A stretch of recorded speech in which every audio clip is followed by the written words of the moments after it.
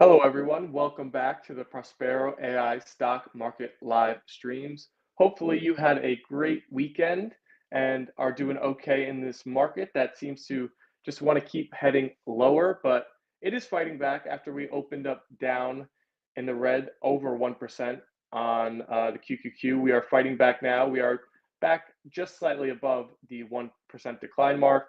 The S&P is down about a half a percent. The Dow Jones is actually green and IWM is down about 0.75%. So mostly red across the markets.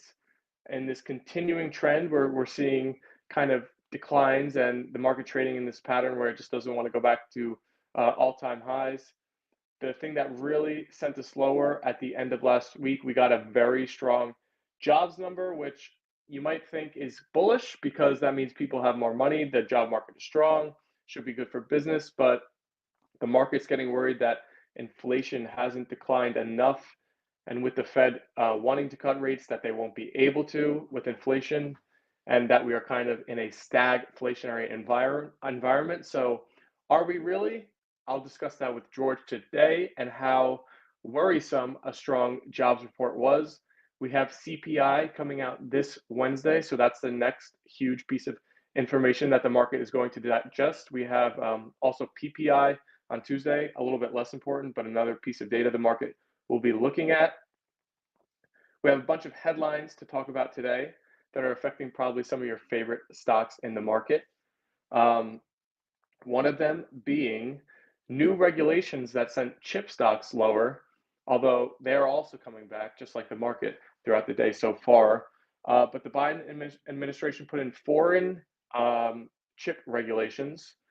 But I'm going to ask George, is this just a passing blow for these stocks and it's not going to give them long-lasting negative outcomes since we have a changeover in administrations in just about a week from now? I think it's actually next Tuesday that it'll take place. So I think January 21st. So should these be looked at as a buy the dip type of scenario? Now, George has been kind of bearish on chip stocks because of this type of risk in the past when we've talked about it. So I feel like he'll still probably say that this is an ongoing risk, but we'll get into all of those discussions. Obviously, NVIDIA was down today. Then we have some news about the Apple iPhone. So there were some negative numbers that came out about Q4 and their total sales and their year-over-year decline in growth. And the stock has actually gone down. I believe they were up to I want to say 255. They're definitely over 250, their share price, and they're all the way back down to 230. So almost a 10% drop in the stock, if not a 10% drop. So the stock is feeling it. We've talked about how Zuckerberg is spinning his stance in the geopolitical arena, and he continued that further going on the Joe Rogan podcast, and they brought up Apple. So we'll let you know if you stick around what they were saying about Apple on the pod. I see a comment from Mario. Good morning, all. Be calm and keep the faith. Good, wise words, Mario. This too shall pass, and no matter how red your portfolio has started off this year, just a solid process, correct decisions, staying within this Prospero community, watching the live streams, following the signals, everything will be okay. Some stocks we're going to talk about today are also the big bank stocks. Earnings season is kicking off this week, and a lot of the big banks are reporting. So we'll discuss if this can provide some solid footing for the market and what we also expect to come from the rest of the earnings season. It really starts to pick up steam here in the next couple of weeks, and hopefully it's a good earnings season and it could send the market higher. Two more stories we're going to discuss. Hello, George. Welcome to the stream. We have Johnson & Johnson making acquisition of $14.6 billion. So we'll tell you which company they bought, but I also want to ask about another company that's trading at around a $16 billion valuation. You guys have definitely heard of this one and wondering if they're going to be a possible acquisition target. This company is down over 90% in just the last couple of years. So I'm wondering if they are going to be looked at by another large pharmaceutical company. And the TikTok ban is looming. I believe it's set to go through January 19th if nothing changes. So, what if this actually happens? What would it mean for Snapchat, Meta, Reddit, other social media companies?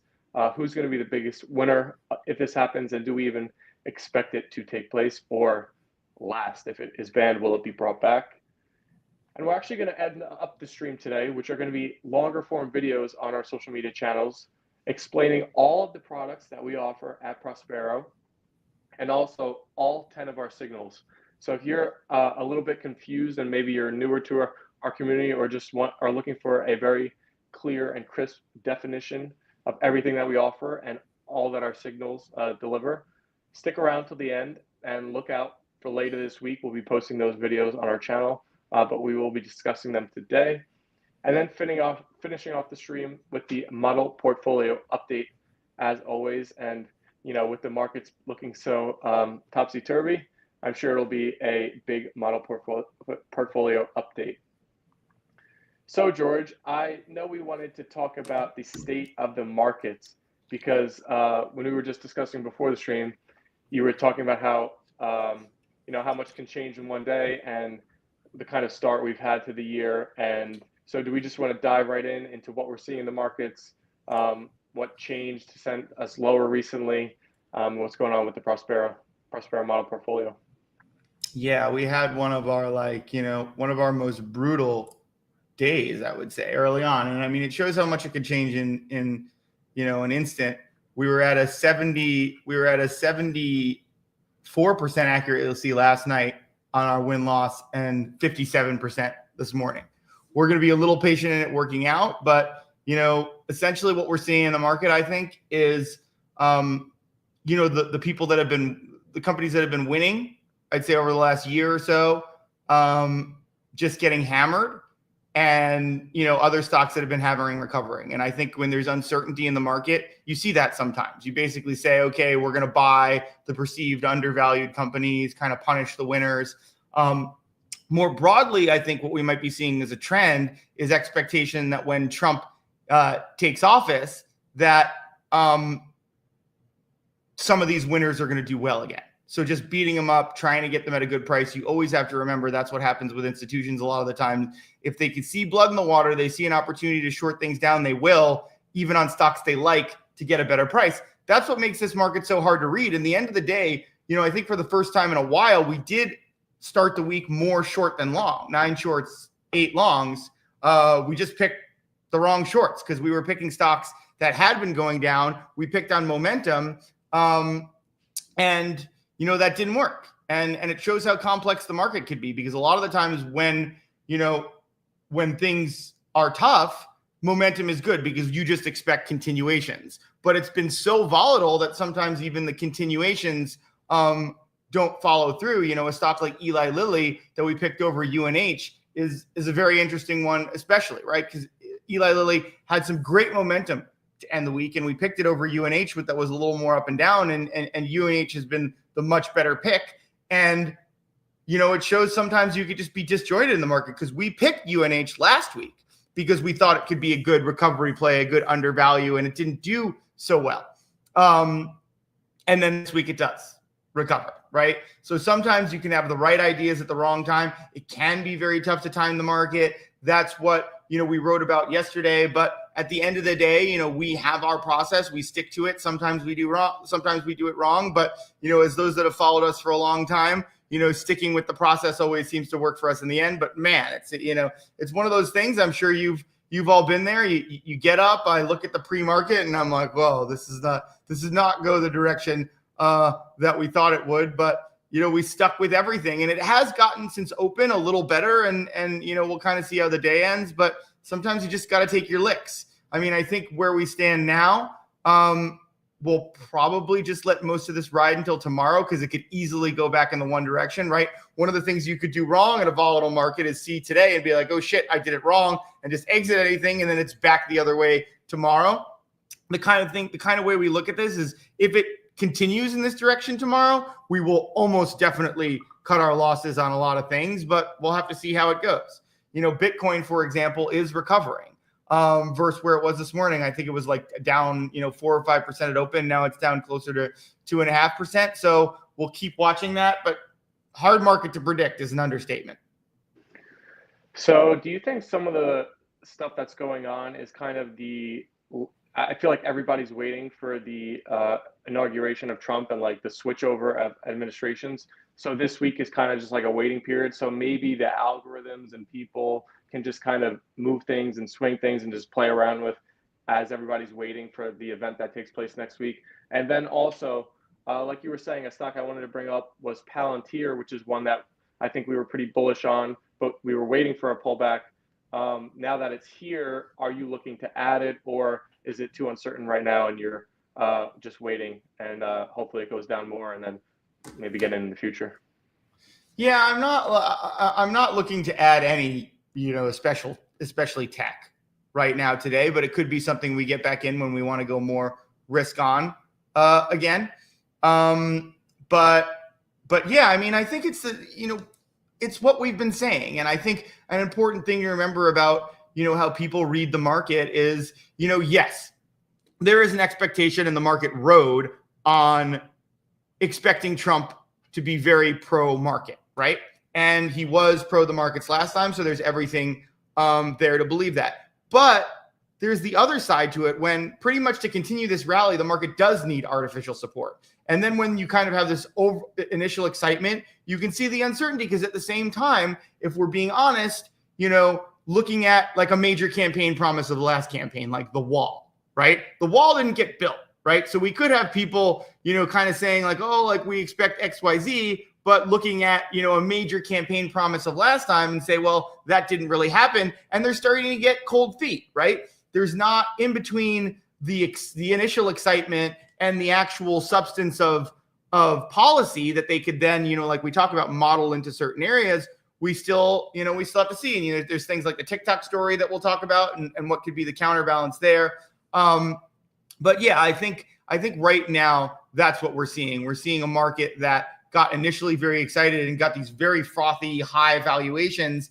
And now people are starting to say like, well, wait a second, if there's not a powerful follow through on this when Trump takes office, an immediate one, there could be a continued downturn from these very, very high levels, the excitement that we saw, right? Because even something like Bitcoin, the amount that it ran, right, we have to see where that policy follows through. Because even if there's like, let's say, to be very specific, let's say to support this, even this price that Bitcoin's out right now, it would take, say, 50 billion in immediate purchases for reserve currency. And then Trump takes office and it's only 5 billion, right?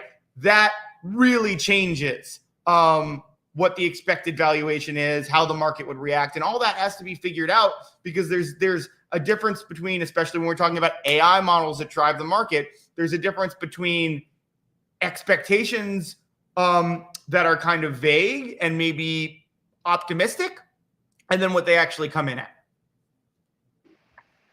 And so I think the thing that might have sent us down towards the end of last week and maybe to start today was a very strong jobs number that came in way higher than the expectations. I think it beat by like 100,000 jobs. And this is starting to bring up people's attention on CPI and inflation, with the Fed kind of talking more hawkishly last meeting, CPI remaining above their supposed 2% target. We have a CPI report this Wednesday. Do you think that's a big catalyst for this week, whether we're going to keep seeing, do you think we could go up or down in like a large amount by the end of this week based on that CPI report? Very black and white type of report. Yeah, I think that's another thing. I think that's one of, if we're talking about like, there's this kind of like vague, policy concern kind of thing. But if we want to get very specific, I think that part is scary because I think where, Trump is someone that wants to support the market, I think he's also passes a lot of inflationary policies. And we saw that. Like the tax policy that he passed especially was a major contributor to inflation. For whatever reason, neither party really talks about that. But take it from me, someone that studied the economics of it and is pretty even-handed, when you cut taxes like that for corporations like he did, and you see that ultimately a third-party economic study says that corporate profits were a 51% cause of the inflationary cycle rather than about 10% typically, that's some pretty clear evidence. So I think that's what we're seeing. We might see some people saying, hey, he might pass some policies that are good for the stock market, but they might be inflationary. And given the fact that we're coming out of an inflationary cycle and are not necessarily like all the way recovered, right? There could be, as opposed to last time where Trump really didn't have to deal with the inflation in his administration, he could have to deal with it this time and be stuck between a rock and a hard place, right? Because he doesn't want to hurt the market, but if he doesn't want to hurt the market, that's really the way you stem high inflation. So what could happen is we could be left with passing policies that ultimately hurt the market or ignoring them and seeing even worse inflation than last time. And I think that might be the concern that we're seeing from the market. And one thing I want to ask is, to be a successful investor, do you have to become like a robot in your approach or like an algorithm? Because I'm saying this because, jobs numbers came in strong. So basically people have more jobs, but the market was upset by that, meaning that it either wants people that be unemployed. I don't know if you'd want to say want, or just it would help stocks go up. So it would want that, as in the market would be cheering on if the jobs report was softer, meaning people were out of work. So is that like a dirty type of dynamic, it feels like? And is it just like you can't really change it? It's just the way the market works? I honestly think it's too many variables on that, right? It's not a one-to-one thing. And that's why we see the complexity. The market can be hurt with good jobs numbers, like we've seen it do well, even in the inflationary cycle. It really depends on all the other factors and the perception of how much that will affect policy, right? And I think that that's the scary thing. When people see strong jobs numbers, they think that maybe Trump will continue to cut, and that will send us right back into an inflationary cycle because he doesn't really want to, keep rates the same, raise rates. I think he will want to cut them, and he will apply pressure to whoever runs the Fed. And if Powell says, no, I'm not going to cut, he might just replace him. We know Trump is very willing to do that. So I think that that's the kind of fear we see in the market. And these stronger job numbers, there were some scarier like inflation numbers, I think suggest that the economy might be strong enough that we might want to keep rates the same, but that's not what Trump's going to want to do. And I think that's the kind of uncertainty that we're seeing right now. And again, it comes back to what we're saying.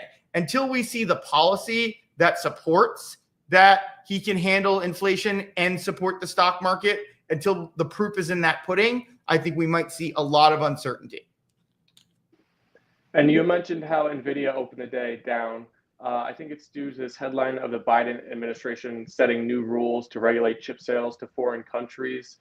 I'm wondering, does a headline like this, although it may affect the stock today, is it long lasting, being that there's going to be the change of administration? And should investors in those companies, although you've kind of been worried about this type of headline for a while now, and I have been worried about chips, which is why I feel stupid for buying NVIDIA this week, right? It's exactly what I was afraid of, and I get caught owning NVIDIA while the announcement happens as I watched it run and I stayed away, right? That's how it goes. That's how it goes sometimes with the markets. You could know the right thing and still mess up. But no, I think where the concern is not that could be repealed, right? Because it could be easily repealed. I think what the concern is that Biden is doing that out of very real concerns for relations with China, especially with what's happening with TikTok right now. I think we say it time and time again, if China wants to hit us back, right, the most obvious place to hit us back is our main export to China, which is these high performance chips. So especially, I would say, with the US limiting the kinds of chips that get sent to China, it also makes it easier for China to catch up to what NVIDIA is building, right? If we're pulling back technology, China's trying to build similar chips, or even buying it from someone else. There's an interesting technology that I saw at CES called DeepX, that, especially relative to NVIDIA chips, they're cooling. they run a lot colder, which can save on a lot of costs. So I'm not saying that's comparable, but I am saying is like when you have that combination and, you know, maybe China, maybe the compute isn't as high, but it's comparable and they think they can hit us back, right? That's an obvious place. And I think you're seeing the market react to that. Whether or not that stays in force, you know, the concern of why Biden did it, I think is still there. And I think, I think China's economy with all their unemployment, they have concerns too. You know, one thing that is a bit on the conspiracy theory, tinfoil hat kind of thing, but, you know, there was, I'd say, pretty good evidence that COVID came out of China. And that was during the Trump administration. And that is also an obvious way to hit us back. So that's something in the back of my mind that I'm scared of. If you back them into a corner, maybe something like that might accidentally happen again. But yeah, I think there absolutely should be concern by the market about, I'd say, especially what strained relations with China looks like for our exports there. Well, you brought up CES, so I want to ask you about it. How was it? What was the atmosphere like there? Could you get a sense of like the business leaders, whether they're optimistic or pessimistic about the coming year of the business world, the stock market? And would you suggest that, I'm sure the investors in our chat and watching right now are interested in going, but would it be valuable for someone who's not like an entrepreneur or a CEO like yourself to go there and experience it? I mean, I think it's interesting for anyone if you have the time. I think it was really cool to walk the floor, see what's going on there, just see what's next, get that kind of thing in your head. It's a very like invigorated, international, there's a lot of interesting parts about it. And like, yeah, I think it would be interesting for everyone. Whether it would be fruitful for your career probably depends on what you do. But as an investor, kind of seeing what technologies are there, like, you know, even just that DeepX. I haven't really had a chance to dig in on that company yet, but I will, because I'm curious about how they compete with NVIDIA. They seem to have really cool, interesting tech. And it's just like, you do kind of get fed that kind of stuff. It's always interesting to know what's kind of coming through the pipe, what else is in early stages. So yeah, it was really, really cool to see, you know, I'd say especially what was happening internationally, which I'm not always as familiar with. Well, cooling technology, wasn't that SMCI's calling card when they were all the rage?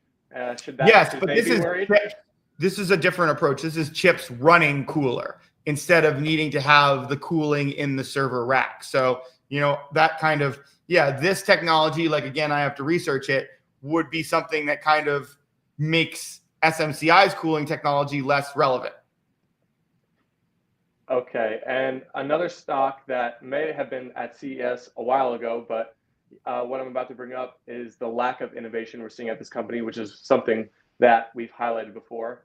So Apple iPhone sales are down 5% in Q4 year over year. It was just reported. And the global market share has now slipped from 19 to 18%.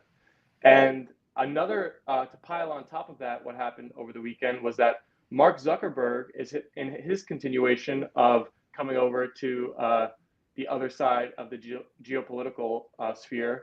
He went on the Joe Rogan podcast and he down-talked Apple so bad. There's like a 5 to 10 minute conversation where he brought up their walled garden of products and how they operate in a way where they won't let outsiders get access to their tech and integrate with their products. He talked about how the company is still living off a 20-year-old innovation by Steve Jobs and that they haven't done anything since, basically.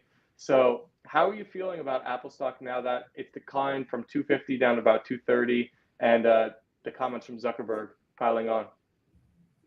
They don't like your mic out there, Steven.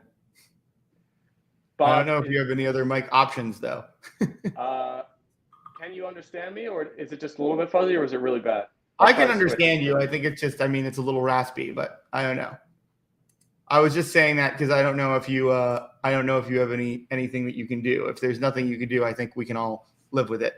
But yeah, we've said for a while that we've been kind of singing this note that Apple kind of is not an innovative company anymore, and has a lot of probably, they haven't really had a great innovation, and they're trying, right? And even what we said is like the Apple car would be big for them. That didn't even get made and was like a big waste of money, which is just like, that's a huge signal that Apple just doesn't even really know how to innovate anymore. And then you have the VR headset that was supposed to be huge. That hasn't really been a hit either. So, I mean, we're really like, I think like the AirPods were their last. I don't know if that or the I think the iPad was before. Like, we're looking at the AirPods as their last real innovation. And was that really, we're talking about like earbuds, and like I do prefer those earbuds to any of the other earbuds I have. They've got some cool functionalities, that kind of thing, but it's not exactly like a huge, like game-changing innovation like the iPad or the iPod. So yeah, I think they're in trouble. And I think that what's interesting about it is they're not really even trying that hard anymore. If you think about what happened with the Apple car, like they got cold feet and they didn't even want to put anything into that. And then if you look at even like, I'd say another concerning thing is putting OpenAI AI into their phones, because for a while, they have an AI unit. They were working on it. They were investing a lot of money into it. And for that, Siri, and they were even earlier to the game than a lot of people, right? And now they're kind of like, they're not even giving up that. They're kind of like losing that battle, even though they were one of the earliest people to the game. So yeah, we kind of have a lot of signs that Apple is not very good at innovation anymore. And that's supposed to be like their bread and butter. So of course it's going to hurt their stock price. Zuckerberg also went at their App Store tax and fees that they place, and he said that Meta could be twice as profitable if the fees were to be dropped.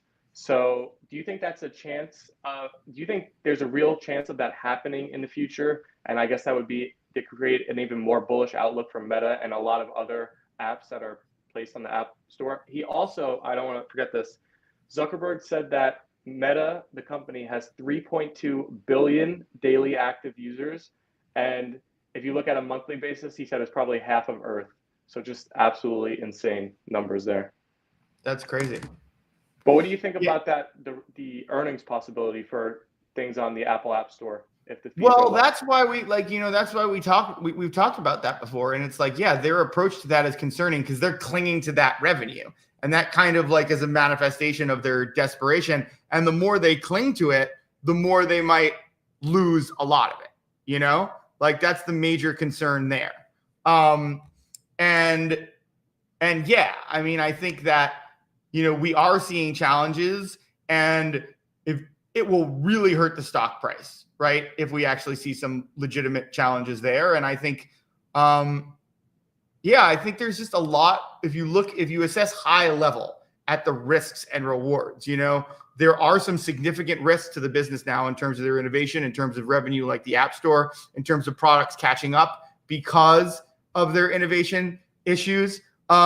And then like, if you look at the upsides, what are the real upsides at this point? What are they going to beat on, right? Without the innovations, there's nothing to say like, well, this could be a huge new revenue source or whatever. They're kind of coasting and hoping these major bad stories won't happen, but they could. And I think that's a big concern in looking at them. And I think the fact that they're even trading at the multiples they are when their number one product is shrinking 5% over a year is kind of crazy. And maybe it's a testament to the marketing and what Tim Cook has done in positioning the company to be looked at as like a valuable AI player, even though the core business is actually shrinking. Yeah, exactly. Like, and I think Anthony's point is, what we're talking about, where it's just like, yeah, it kind of is. It might be a Band-Aid, like for their product to do better, adding the Chat GPT to the product, but it is also an admission that they can't build good tech themselves. So yeah, even in like a win, it's also a loss. And I just think it's a big, I do think Anthony's point is a good one, that like one of the reasons I stick with Apple is they do have better security. And unlike a lot of other places, like if the FBI subpoenas them for information, they generally say no, and they generally say no and safeguard the privacy. So I do think that's a really good point as like something that they do still have. But overall, it's just like it's getting harder and harder to make the long-term, especially growth case for Apple. And I think that that's got to be scary for any investor because, if you're holding them for stability, there's better stability out there, better dividends, things like that than you can get than Apple stock. So, if you're looking for like a stability, like, tech hybrid, like maybe some people still just feel more comfortable with the Apple brand, but at the same time, like we love Meta for a stability tech hybrid, right? And they're doing things like buddying up to Trump that could make a really good growth case, especially if anything happens with TikTok. So we can spin right into that story since we were talking about it. So the TikTok ban is set to take place January 19th. If this goes through, who will be the biggest winner? Some companies that I was thinking about was Snapchat, obviously Meta, maybe Reddit is a sneakier type of play, but I guess any social media company would gain some type of boost from all of those hours, minutes, seconds from TikTok going to other places. But do you think this will actually go through? I mean, it's looking like right now, like it could actually happen. And then who would be the biggest winner? I saw Snapchat is looking better in the app, in the Prospero app. So maybe they have Yeah, the I most mean, to it's gain. kind of Meta and everyone else, right? And Instagram has been doing a lot to kind of duplicate TikTok's service. And even like a 2-3 month TikTok outage could cause a lot of the creators that were primary TikTok to move over. It would be huge, right? I mean, Meta's by far the biggest beneficiary. And, I think that's probably something that Trump hasn't decided on yet because he's very vocal. I think if he was decided that there was going to be a ban, I mean, I think he did come out and say something, and I don't think it was I think right now they're looking for an extension. I don't know exactly what's going on. I remember that in the back of my head, but I don't think it's very clear what his position is. And I think what you see is like all the things that you're seeing with Zuckerberg, taking the content review, the fact checking out, donating to his inauguration. I think that's, Mark Zuckerberg very clearly courting Trump to do that, right? And I think that, what Trump's probably got to consider is, everything that might come out of that, right? He might not want to fight. If he's already going to do the tariffs, he might not want to fight China on TikTok too, or he might want to, because he might, we know he has a very strong stance against China. So yeah, I think it's going to be a very, very interesting one to play out. I guess maybe why I'm bringing up Snapchat versus Meta is because with Meta's size, maybe it doesn't move the needle as much, even though they might gain on a net basis the most. Maybe Snapchat, since they're such a smaller company with probably a lot less user minutes, maybe it'll move their needle more and they have more upside to gain. Do you think there's any legitimacy to just in purely like the stock and their business perspective in that thought? Yeah, I mean, I think we just have to see how it plays out, right? I think that I think that Meta looks good one way or the other, and this announcement would just kind of send them through the roof. So right, I think it's a very good, and we'll probably hold through anything because I think it's a very good risk reward play, right? I think if nothing, I think if TikTok stays in, I don't think it'll affect Meta stock price that much, but it's going to boom if something happens. So I think it's just a good thing to hold. That's a good point too. The risk is probably higher for Snapchat as well. So yeah. So this week is the kickoff to the next round of earnings seasons that, as we've been discussing on our podcast since it's been going on. We are starting off with the big banks: J.P. Morgan, Goldman Sachs, Wells Fargo, Bank of America, Morgan Stanley are some of the names reporting at the end of this week. I always love to bring it up and kind of get your temperature on what you're expecting for the earnings season when we're kicking off. Do you think it has the potential to provide a solid footing for the market since we've been seeing recent weakness with all of these earnings set to come through? How are you feeling about it? I don't think it's going to affect it that. Obviously, beats will help the market and like not only financials, but help the market overall. But I don't really think I think what's hurting the market is the fact that there's uncertainty around the Trump policies, right? Like what we're saying, that they don't know exactly what they'll be. So I don't think the financials performance changes that very much. But I mean, it will definitely, if this continues to be a bad week, that will definitely help, with some short term, like it'll put some short term band-aid effect. As financials go, traditionally, a lot of the other market, will follow, and it'll be very hard for the market to be red if those companies beat. And then conversely, I do think it could really create a way redder effect if they don't. So we should hope that if you're hoping for a bullish move, we should hope that they beat. But I don't think it changes the long-term story that much. Well, one thing I forgot to ask when we were talking about what's happening in the market currently, do you think there's any chance that we completely switch up from this bull market that we've seen for this would be the third year if it were to continue this year to a bear market in 2025? Or do you just think that it's going to be more turbulent, more volatility, but overall we will still continue this secular bull market that we've been in? Like I said, I think the bigger worry and what people are reacting to is inflation. Then because Trump is going to do something to support the market, right? Whether it's like, and remember, he's got all branches, right?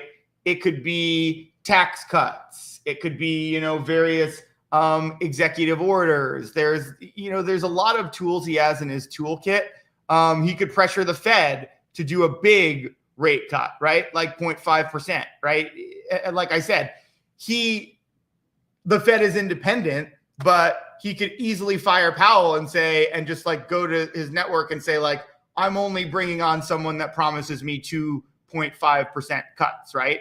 And there's, obviously there's ways you can control the market, right? If we get 5% cuts, if he comes out and even says that, just to be like, I hired this person because they said they would give me 2.5% cuts, right? That's going to send the market flying, right? What does it mean for inflation? Probably not good things. But like we're saying, I think that would be his preference, to just completely reassure the market, do something to like stem this turn, right?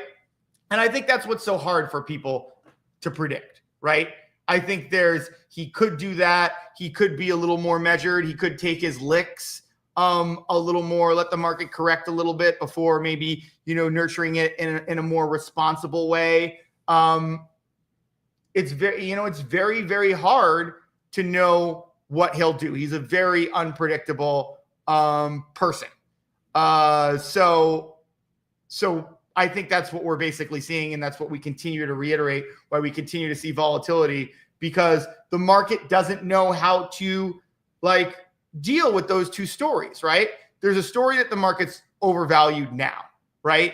And there's some concern about what could occur to support those valuations. And then there's the other side that basically says Trump is going to do whatever he can to send the market up.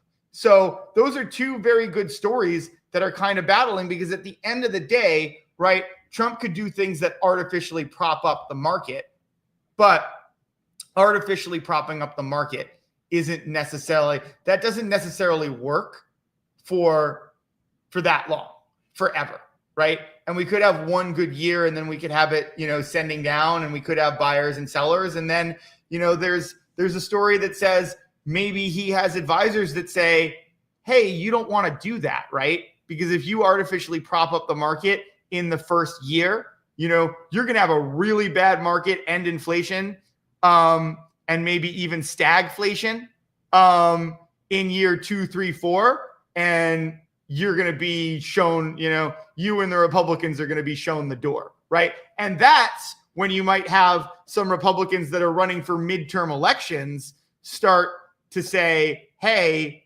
we actually like pressure him to start doing things that control inflation, right? Because I think Trump probably wants to imagine that he has absolute power, but at the end of the day, everybody's just worried about getting reelected, right? And if we see, a stagflation setup, or we actually see stagflation, he's going to lose a lot of support for stock market related policies that might not be good for the macro economy. So I think what you're just seeing right now, I think I'm getting very specific in scenarios, but I think what we're actually seeing is just uncertainty around how all this is going to play out, and uncertainty is volatility, and that's what we always say. Now, if that risk of inflation does come to fruition, do you think Bitcoin can finally deliver on its promise of being a hedge to the system, or like the Bitcoin people who are involved in Bitcoin like to say it is a hedge on the money? Or do you think we'll see a trade like the risk asset that it has in recent years and in its history so far? I think the strength in it recently has been surprising, and I know Coinbase signals have been very good. So could people be positioning for that case where Bitcoin finally delivers on its promise of being, a hedge on inflation in the system? Well, like we're saying, that doesn't, I don't think those narratives matter as much as things like, does he make it, like the extent he makes it a reserve currency, right? Who is chairman of the SEC? What kinds of policies do they roll out? Because absolutely, right? If it's a heavy reserve currency, if the SEC chair, the new SEC chair comes in and announces a lot of pro crypto movements, I think we could even see a heavy bear market that crypto does well in, right? And I think that's why people are bullish on crypto, because that scenario is a very real possibility. But again, until we have a fact basis for that, we don't know. Okay, so it's going to be interesting to see how all this stuff plays out. But another stock I wanted to bring up, because they made a big acquisition, a $14.6 billion acquisition, a stock we don't talk about too often, Johnson & Johnson. They're buying a neurological drug maker called Intracellular. I wanted to bring J&J up because they're such a large company, and we always talk about Eli Lilly. Does J&J making this acquisition position themselves as a challenger or an interesting investment in that pharma space? Yeah, I mean, one of the things we always talk about with acquisitions is, depending on, the price and the perception and things like that, it could mean that a company is, out of good ideas for growth. Now, for a company like J&J, that's not necessarily a problem, because they might openly admit that they don't have a lot of growth opportunities relative to their size, anything that's going to move the needle. So you do need to share something like that. But yeah, I think it's like a very, I think it's a very interesting time in healthcare, and without really knowing how, RFK is going to do things. So I do think it's an interesting time for healthcare stocks, just to making an acquisition that bolsters your overall, revenue base. But yeah, I think that also makes it hard to say if an acquisition is a good acquisition, because we don't really know what the landscape is going to be like. And so I wanted to bring up this other stock, because when I saw that stock was a $14.6 billion company, or that private company, I thought of Moderna, which has been down over 90% in the past couple of years. Their market cap is now around 16 billion. So from a 150 billion plus company now down to 16 billion. They were once touted as having great technology in the medical field. Do you think one of the mega pharma companies will look at them and try to scoop them up over the coming year? Absolutely. I think they're a very interesting acquisition target, but they're also the kind of company that might be, proud enough in their history that they think they'll recover. But yeah, anytime you see a company that, clearly has something, they were one of the few companies that had a COVID vaccine, right? And that was a big win, and that wasn't that long ago. So I think you will, like, that's the kind of situation that you always look at where you're just like, well, there will be interest, right? There will be offers. Whether or not they take them really depends on management's perception that they can turn it around. But yes, if you see the decline, I wouldn't be surprised to see them have an acquisition. I love bringing up topics like that and making shorts about it, because then when it happens a year from now, we could say we were early on it. But we've had over 1,200 people in the stream today. Thank you all so much for being in here. Hopefully you enjoyed the topic so far. Please like the video if you're enjoying our stream. What we want to do now is kind of talk about Prospero, the company, because we probably have some new people in here and some new viewers. So we're going to talk about all of the products that we offer. Plus, after that, we're going to discuss the 10 signals that are inside of our app and explain them so you guys can fully understand and harness them in the best way possible. But George, I guess we want to talk about our products first, right? Yeah. We get a lot of questions on them, and we'll start with the newsletters, right? We have two different newsletters, and some people will say, why am I being charged for this newsletter and not see it? There's two different ones, right? There's an investing letter and a trading letter. And we divide those up for specific reasons. A lot of people will say we have a lot of churn in our investing letter, more than they'd consider for investing, right? But those are just high conviction, smaller portfolio picks. That's what it is. And most of our content is free on that. We generally do 2 letters a week. People get an extra letter for a $9.99 a month upgrade. And we do discounts on yearly memberships pretty often on that, but that just gets 1 extra letter a week, as well as our real-time moves with that. And basically, one of the things that we exemplify with our investing letter is just that, sometimes in our mind, investing means defensive moves, and we might exit things quickly if the market turns. But I think what we always kind of remind people with is it's just like, well, if you want to set it and forget it for 10 years, you can do that pretty easily. Just buy the cloud providers or Vanguard Total Return or whatever, and just set it and forget it, right?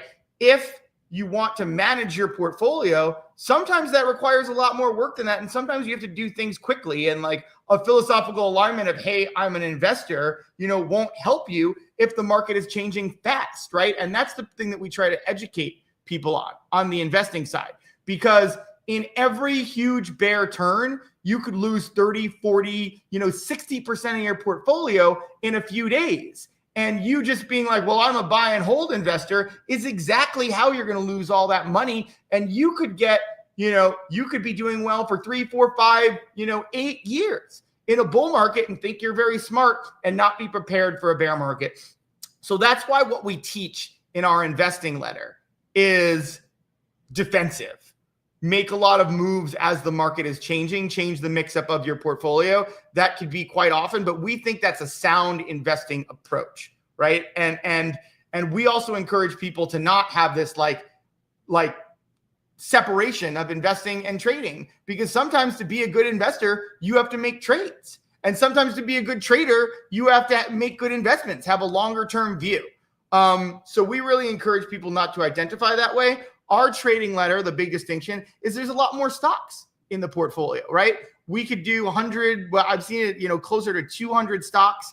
At times it gets smaller when we're not as sure. It might be closer to 50, right? But that's us using much more signal driven, a lot more moves, right? And to us, that's the difference. Trading means you take a much wider view of this and a much less qualitative, much more pure numerical based approach. Like a lot of the time in the trading letter, we won't think twice about exiting something where the signals trade, versus our investing letter, we might say, hey, the stock's been performing poorly for a few days. The signals might be a little down, but we like the qualitative story around it. And that's the big difference. Our investing letter is $20 a month. That has actually like 100 ideas a month about, which is crazy, because if you compare that to kind of seeking alpha picks, I think that's like maybe less than 10 ideas a month, and it's a similar price. So that's what we encourage people with the trading letter and the investing letter. We give you tons of ideas, and what we really want is for you to build a process that validates any idea, whether that be ours, whether that be other ideas, whether you're looking at ours and another source. We want you to build a process beyond our ideas, learn how to filter ideas. That's the most important thing you have to do as a trader or an investor. You have to see ideas, filter them, maybe generate your own and use other sources to validate them. That's what we try to teach. So whenever someone's like, what should you do? Like, the easiest thing is to follow our investing portfolio, see what ideas you agree with, and keep the portfolio small like that. That's the easiest thing to do. That's the best thing to do if you want to use Prospero in the easiest way. And it's paper trading for all of this is an important thing to remember. We're just demonstrating these portfolios. Now we can get into the app. The app is our tool to help you get information on what to do with your investments or your trades, right? This is how you do live updates on how to help what you're doing, find new ideas that you ultimately validate. It can support investing strategies, trading strategies, bull, bear. It's your real-time information on this stuff, right? And, just kind of walking through the app, I'm going to start and I'm going to screen record so Stephen can use this. Hold on.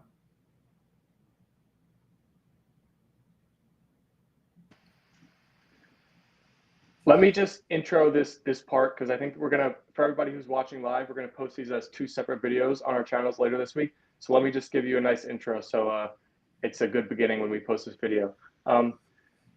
Sorry for everybody for being repetitive.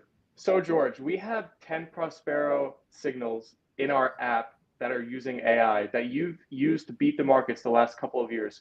Can you explain them for all of our users who want to become better investors and learn how you were able to beat the market using these signals? Well, should I do more of an app tour and then the signals, or do you think the signals and then the app tour? Yeah, you can do whatever you want. I'm still going to use that audio though, because I think that was good. Later, we're having the video. Yeah, you use the audio. I think. Well, actually, maybe you're right. I'll do the signals first. You won me over. All right. So going into the app, I think going into the app, right, we see right away GME is on top of the short-term bulls. And just going through the top of our signals, I'll just go through them one by one. And the nice thing about it is you can click on any signal and then drag it up and get the more detailed picture of it, right? And so I'm just going to go through the long-term ones first. I'll start easiest. Profitability is just measuring a company on the scale of 2,000 stocks and how profitable the market expects them to be, right? And we'll use EPS estimates by analysts, and then we'll layer in our own kind of simulation technology on top of that. Growth is the same thing, except we're using sales projections instead of profitability. The kinds of things we recommend for profitability and growth for a bull is we like profitability plus growth to be above 120 for a bull, a long-term bull, especially on what you're looking at, and even a short-term one. And ideally for something where we have high conviction on, we like that to be above 130. Market similarity is our version of beta, if that's not a term that you understand. Basically, what we're trying to tell you is how similar a stock is, 0 being completely dissimilar and 100 being highly similar to the S&P 500. Why is that important? Because that helps you understand risk, right? If a stock is at 100 market similarity, it doesn't really do you that much good to own it, right? Because you could own the S&P 500, have, risk control over that, right? As in, if you own, say, a stock with 100 market similarity, right? You are getting the risk of any negative news events for that stock, but you're also getting into a wider base if you own the whole market. So you're not facing any individual stock risks. And I'm realizing I should be scrolling through the text. You could probably add that, right, Stephen? Or does it help if I scroll it? I can add it later. Doesn't matter. Yeah, I'm not actually scrolling through anything right now. So yeah, and the inverse is if you have a stock with 0 market similarity, that is where you're getting the most distance from the market, but you're also getting the most risk, right? Because the market could be going up generally, but a stock with a zero market similarity could be going the complete opposite way of the market, which sometimes you want, right? If the market's going down, a zero market similarity stock might be going, up a lot. So that's super important. Upside and downside are probably our most complex methods. And I'll kind of, summarize it for you. So what goes into upside is it starts with our core options algorithms. And the core options algorithms are trying to assess, in the case of upside, long-term options contracts, the demand for calls above where the stock is trading, right? And we assess demand primarily with price. If calls above where the stock is trading are priced, a lot higher, right? Relative to other stocks, right? So there might be some stocks that, at a call 20% above where the stock is trading are trading, 60% above where the contracts are trading for strikes where that company's stock is trading. Or you might have a stock that number is like 120% for, right? So that gives you an idea of where the market's pricing. We also look at, the number of contracts that are outstanding for that. That is one component to it. Then we're looking at analysts, and we're looking at the extent to where their price targets are above where the stock is trading, the percent of buy recommendations for that stock, things like that. And then as well, we're looking at price momentum factors. And for those that don't know, the single biggest variable for stocks to go up the next year are how much they've gone up in the last year. So those price momentum factors can be very important too, right? And our really kind of famous case study of Meta, where it was at 100 upside when it was still trading at 170 and stayed at 100 upside, pretty consistently, and it still is very high until a couple years after that, right? We spotted it really early, right? Because why? The long-term options markets, people were betting that the stock would go up. Overwhelmingly, institutions were, right? Then analysts thought the stock would go up. And then price momentum factors also, started to be in the favor. And all of those had to continue to stay up, right? For Meta to stay at 100 upside for, over a year, analysts had to keep raising their price targets. The options bets had to keep still being live above where the stock was trading. So all that's very important. That's why people ask sometimes like, oh, is this investment still good? The stock has gone up a lot. And the answer is yes, right? Because it doesn't stay at 100 upside unless analysts keep raising their price targets. Against options bets stay live, betting for the stock to go up. That's what makes them so effective, because they can stay live with the market, right? Then downside is kind of the inverse of what I said. Instead of looking at the demand for calls above where the stock is trading, it's puts below, and then everything else is inverse. And what we generally say for longs is we need the stock to be 20 points higher upside than downside. And we prefer for high conviction longs to have the stock be 30 points higher in upside than downside.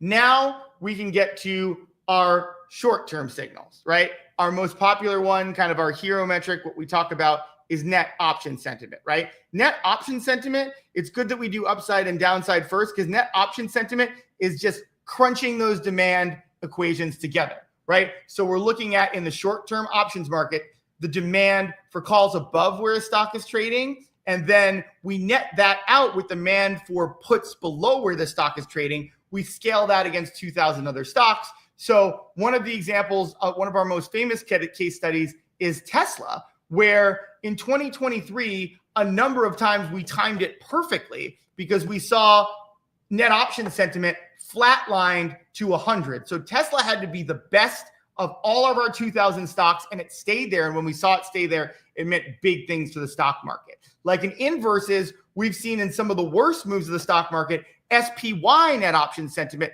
flatlined at 0. So this is one of our best metrics, and you can look at that together, right? You can tell, like, using that example, if SPY net option sentiment is at 50 and Tesla net option sentiment is at 100, that means very bullish things overall, right? But even if Tesla net option sentiment is 100, but SPY net option sentiment is at 0, that could actually mean that Tesla's going down because the whole market's going down. It's just a bearish market, right? So you need all of this in conjunction with each other, right? And that's our most important signal.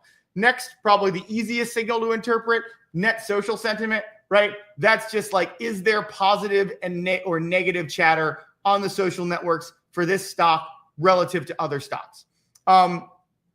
Another pretty easy one is going to be dark pool. But one of the things about our dark pool rating that's important, that makes it different, and you could always read about this in terms of like our dark pool rating versus a lot of other dark pool ratings, which is like, you see things like percentage of stock traded in the dark pool, right? And the big thing about that is that, you know, sometimes you could see a stock that trades 70% in the dark pool, but the volume of that stock is only, say, like 20,000 shares in a day, right? So it's easier to send that volume through the dark pool versus, like, if you think of a stock like Apple, right, that's trading orders of magnitude more in a day, a number like 54% in the dark pool could be a lot bigger. So when we look at our dark pool number, when you see our dark pool number, we are adjusting relative to size, right? So we're basically saying like a 55% dark pool for Apple relative, we do churn, like relative to the total number of shares outstanding is what matters to us, right? Relative to the size of the company. So you can see in all our metrics, we're doing things to normalize things and make what we say is making them simple and information rich, right? And on dark pool, like obviously we skipped over this, net option sentiment, social sentiment, we like them. There's a hard line bull bear. We want them both to be above 50 for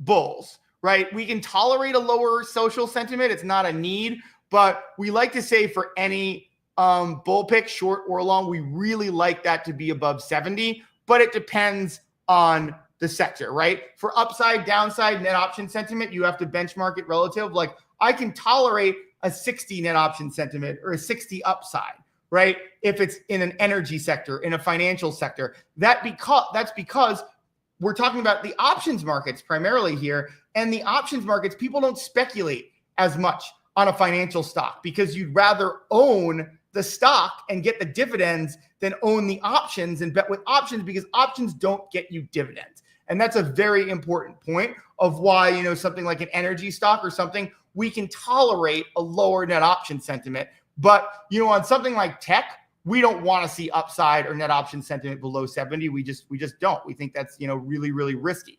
And you can adjust and you can kind of look at the, you know, sector averages. We always recommend looking at other sources in terms of like, oh, what are the competitors for this company? Let me check what the competitors are, what their net option sentiment are, what their upside is, because it's important to benchmark, right? If a stock that has a 60 net option sentiment and 60 upside is much higher than its competitors, that's a very important data point for you. So now going back to dark pool, we'll do short pressure too, because much like profitability and growth, we like to look at dark pool. Oh shit.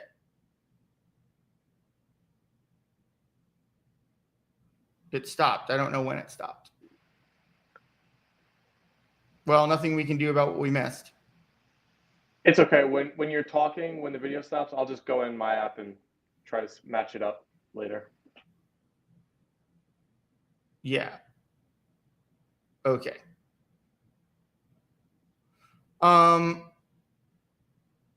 Sorry, everyone. So short pressure is the other one we pair with this. Short pressure is like the risk metric compared with dark pool, right? Generally, what we say is we don't like dark pool or short pressure to be above 70 because that's like a pretty high risk. And a lot of times we'll filter that out in our investing letter, right? Short pressure, the way it works is is just basically it's looking at the extent the stock is shorted, the percent shorted relative to the float. We're looking at things like the borrowing cost of shorting the stock. And just so people know, right, a short is actually a loan, right? You'll short a stock at a certain price, let's say $10, right? And basically what you owe is that plus the borrow rate, right? Because let's say you short a stock for $10 and it has a 10% borrow rate, right? Let's say after a year, the stock hasn't moved at all. It's still at $10. Your position is actually underwater to $11, right? Because you had that loan of $10 plus the 10% borrow rate is another dollar per share as a loss, right? Because you have that borrow rate, right? And then when you pay it back, you have to pay back the difference between the stock price and whatever interest you incurred on that borrow rate, right? And I see what happened. God damn it. I have to keep moving my screen, otherwise it ends. If it goes into sleep mode or whatever. I think what I have to do is turn off how do you turn off the sleep? Is that battery? See, Apple heard us talking bad about them. Now they're messing with us. Yeah. Does anyone know where you turn off? Oh, okay, I think. All right. There we go. I figured it out. Okay. So this is all this turning off is very distracting. So in terms of short pressure, basically you're looking at, the higher the borrow rate, right? Because the less shares there are available to short, the number of shares available is another thing, the more you can charge in terms of borrow rate. That's why borrow rate gets very high in a short squeeze, because there's very few shares available to short. And then you have companies that will start to gouge and really raise that borrow rate, right? So if you're looking at, again, similar to profitability and growth, but this is short or long. We would say in a short or long, if dark pool plus short pressure goes above 120, we want to get out because we think that's too risky. At 140, we say definitely get out of almost any position. We might want to hold, and we've held that before, but it's just very risky at that point, because the thing about dark pool is when there's dark pool transactions, it means that basically the market thinks that the price is either too high or too low. And you don't necessarily know if it means institutions actually think the stock price will be lower or higher. So it's just risky. It just adds to the risk. And why short pressure goes both directions, right, is you could say, oh, there's a lot of short pressure, a lot of institutions that want to short this. Hey, maybe that means the stock price will go down. But the other side to that that's risky is if the short pressure gets very high, then you could get a short squeeze and get heavy losses on your short. So that's why we look at those together. The last thing is net institutional flow. That's actually looking at, where, the extent that institutions are betting on a stock in terms of the number of shares that they buy, right? Shares, actually it's shares and options, but it's kind of the sheer size of it. So there's things that we do to control for size, but actually the larger the company you are, the more likely you are to have a high net institutional flow, because we're just looking at raw dollars in relative to other companies, right? Now we can get into the actual app tour. That was pretty long. I imagine you'll edit it. So what you always look at, right, for the app tour is right away on our picks, right? We like the short-term bulls and bears, as an easy, this could be short. How do we calculate that? We say it right there. The short-term bulls are going to be ones that are having high net option sentiment and high net social sentiment. Now, especially on the social sentiment, you have to be careful, because sometimes by the time something gets to very high net social sentiment as a bull, it could mean that a stock is about to go the other way, because when everyone and their mother knows about a stock, that might be when the institutions decide to take profits, right? and it means it in the reverse, right? Sometimes stocks that get really hammered on the short side, low social sentiment, low option sentiment, can mean that things are about to go the other way on it, right? Some institutions might say, oh, there's some value there now. So while those can be big gainers, there's also risk. Getting into the long-term bulls, that's prioritizing upside and proper profitability and low downside. So, right, what is that saying? Like in the long-term options markets, it basically means there's more demand for calls above where the stock is trading and puts below. Analysts like the stocks more than they don't like it. And then they're expected to be highly profitable in the next year, right? That's why it's long-term. What you always have to, the thing about the long-term metrics is like our long-term metrics are back tested up to about a year. So we give a range for these on 6 months to 2 years. So what does that mean? It could mean if you're betting on a long-term thing, it could be 2 years before you get to see the value of that come in for a high upside, low downside, high profitability stock, right? People always ask us what our line for short-term bulls are. And that is like short-term is much harder because we don't back test to a certain amount of time.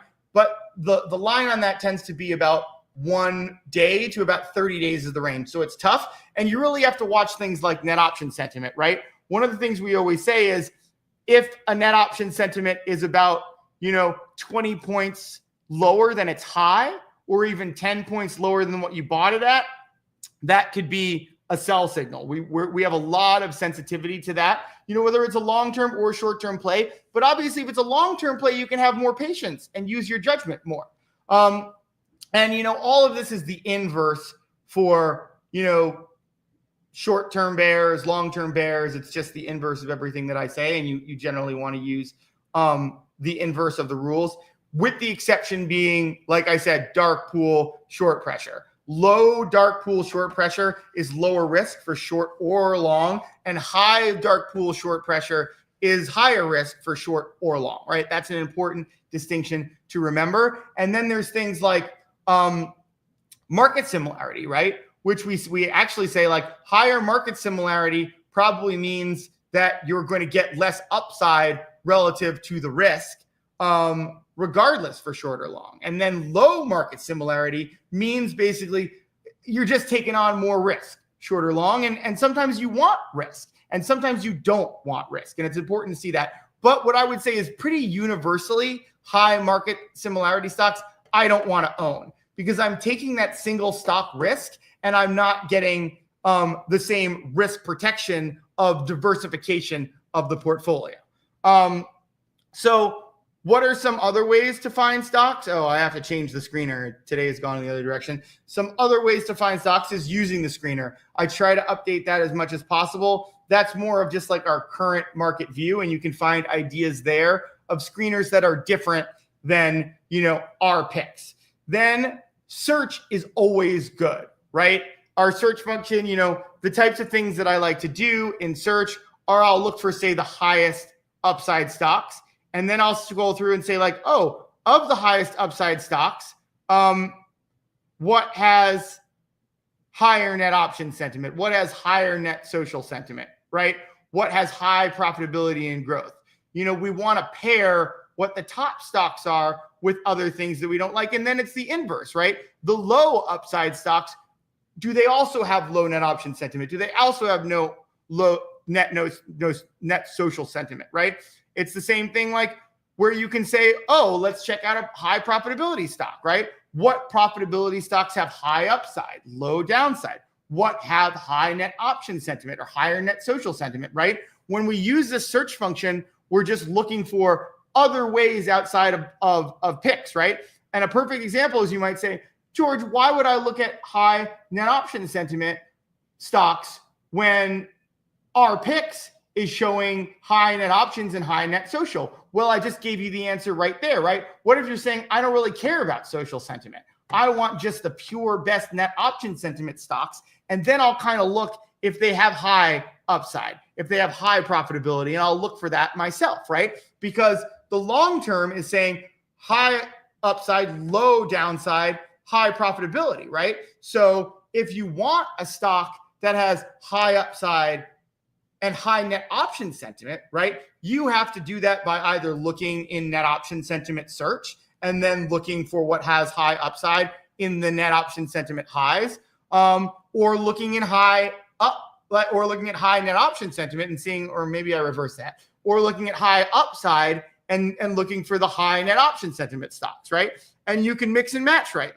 You might be like, okay, I want to go into lowest profitability, right? And you might want to say, I want to look at the lowest profitability stocks that have the lowest net option sentiment right now. And I'm looking at the top, MAXN is the lowest profitability, and that has 21 upside, 40 net option sentiment. That could be good, right? CCOI is another good one. It has high net option sentiment, higher downside, 10 profitability. I'm trying to look at a bad one right here. Yeah, this is a bad one. ASND has low profitability at 10, but it has 78 net option sentiment and 51 upside. So that's a perfect example of something that, kind of violates some of the other rules. I think that's a really good kind of high level tour. Does anybody have any questions about the app?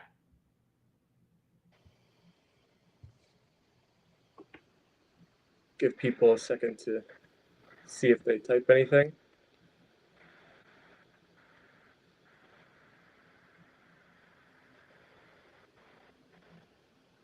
All right. Well, I think I want to get in the model portfolio. So let's make the move. Are you good with that, Steven? Okay. Yep. I'll see you on the other side in the Prospero laboratory. Everybody stick with me for a moment while George does the switchover. What we're going to do now is the model portfolio update. For anybody who's a new viewer, what we do here is we take a look at what's happening in the market, the signals that we're seeing in our app, and we make changes live, which is a paid for newsletter, but you'll get to see it on the stream if you stick around. What I want to do is look at the market myself now and see where we're at, because I haven't checked since when we started the stream. So let's see. Okay, it looks like we're about the same spot as when we started off the stream, and I gave all the levels of the markets. The QQQ is still down just above 1%. SPY is about 0.5%. Dow Jones still the only green index in the market, and the Russell is down about 0.75% still. There was a dip throughout when we were streaming, but it is coming back now, so maybe we're seeing some bullish activity. Let's check the QQQ and the SPY net option sentiment to see if we can. Okay, so QQQ net option sentiment is at 38 now, which is one of those areas where I think it's kind of in the middle of being bullish or bearish. It's maybe slightly bearish, but it is coming off of a level of 17, so always good to see a reversal. Hopefully that sticks throughout the day, and we'll see that level remaining higher. SPY not as similar, hanging there down at the lows at 0. It looks like so. Way below the QQQ right now, down at the bottom of where it's been, and it's kind of been pinned at 0 for the last 2 days. So definitely looking more bearish in the SPY than the QQQ. Our horrible day has continued. We're only 27% above the market right now. That's the worst I've ever seen us. So that means the moves today are super important. We'll see you channel your inner Warren Buffett. We got to reach his nine-year streak of beating the markets. I know.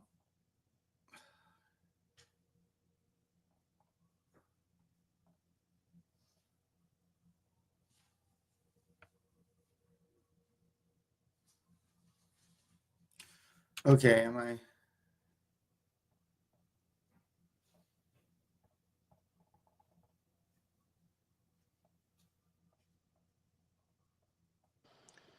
QQQ net option sentiment is at 38 now, although SPY is at 0. So it's very hard to read.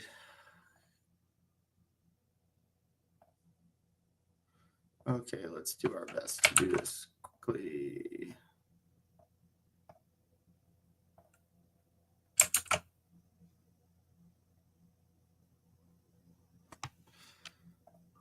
think we're just gonna.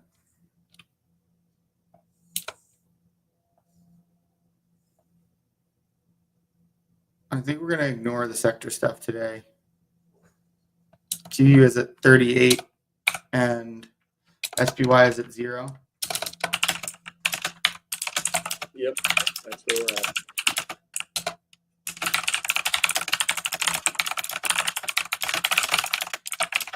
You want to share your screen? I'm not sure.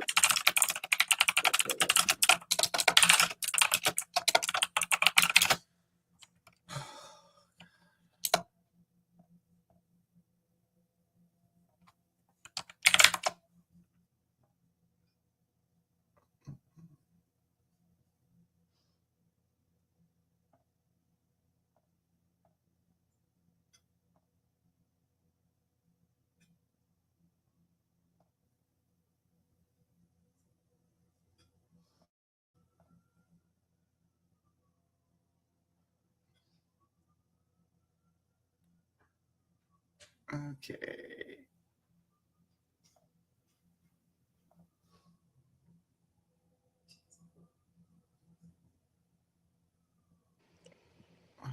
I see Tesla has just turned green, so maybe there's hope for the market and the big tech.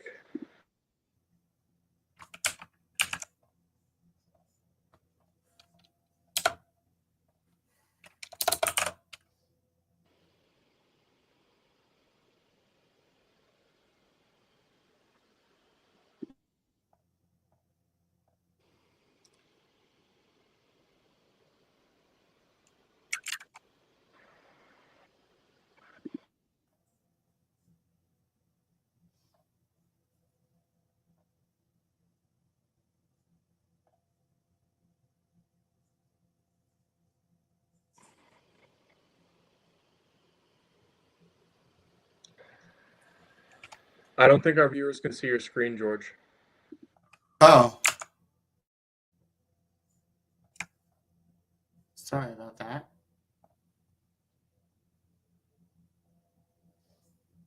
Where is?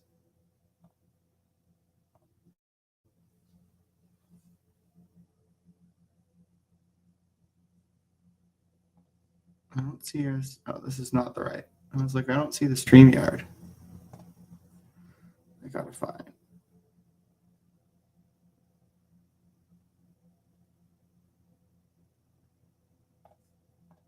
Okay.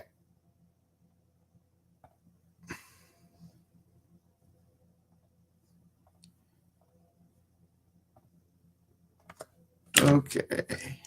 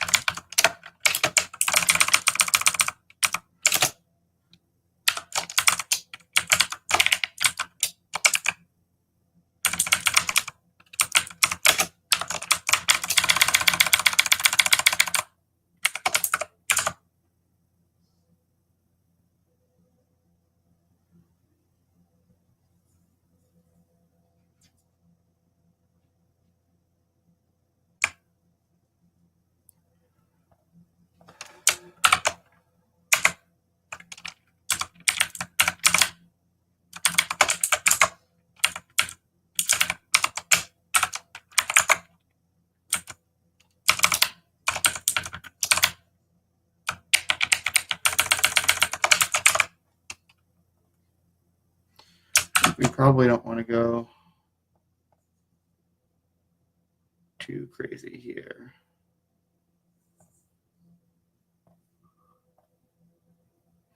All these airlines.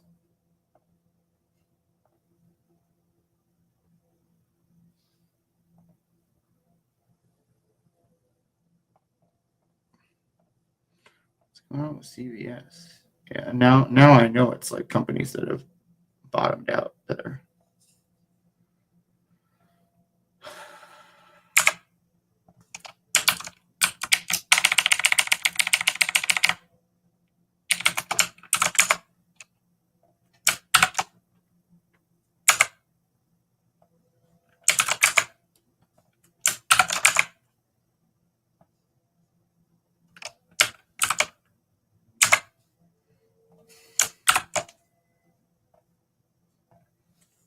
these utilities, damn.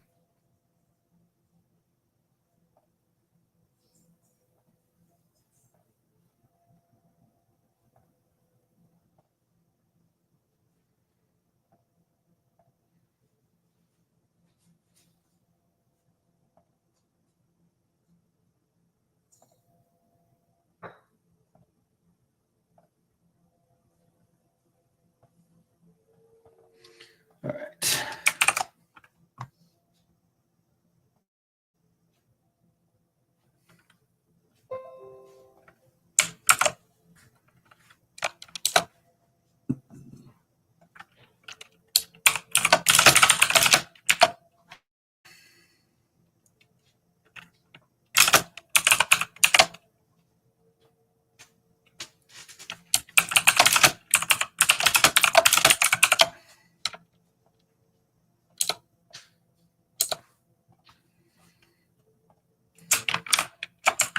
So 32.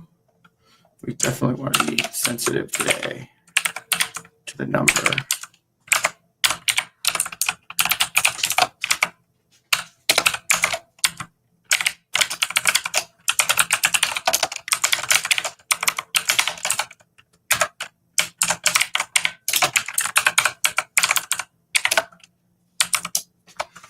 All right, before we decide on that, I think I want to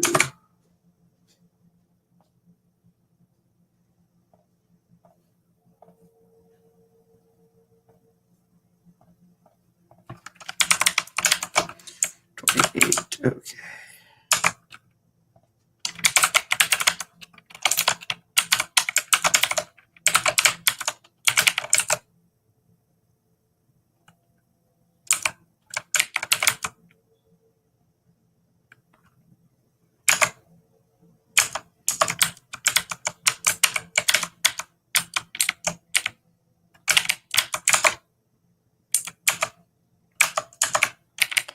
It's not very helpful.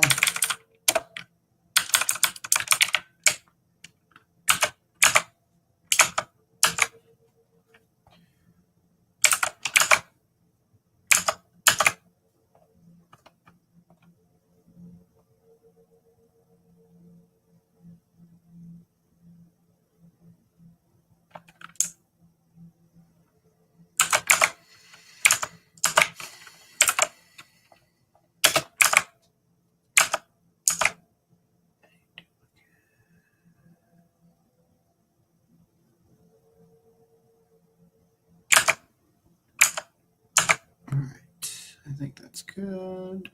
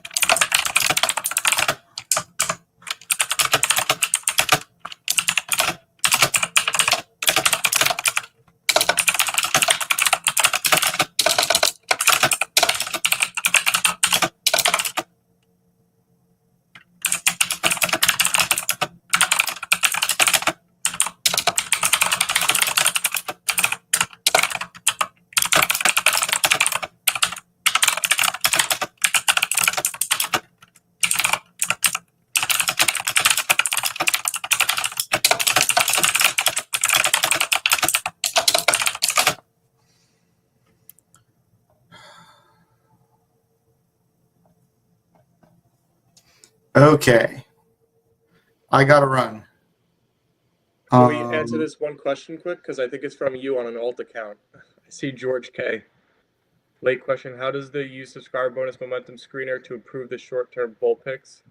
Sometimes the top ranking stocks in the momentum screener are not in short-term bulls. Well, there isn't a momentum screener, so I don't know what you're talking about. Like, well, it's like I'm saying, it's different. If you're talking about like the momentum score is about momentum, and it uses a lot of different things. I'd say it weights technical factors more.